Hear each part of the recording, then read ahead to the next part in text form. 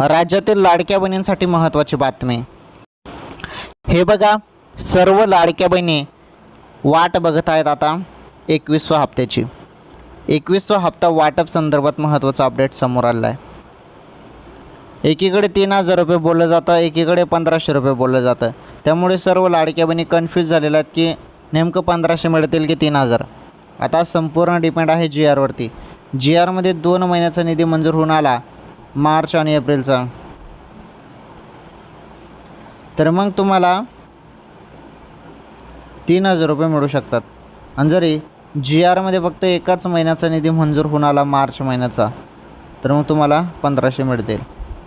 आलं लक्षात? अशा पद्धतीने हप्ता ह्या वाटप केला जाणार आहे. जी आरवरती डिपेंड आहे.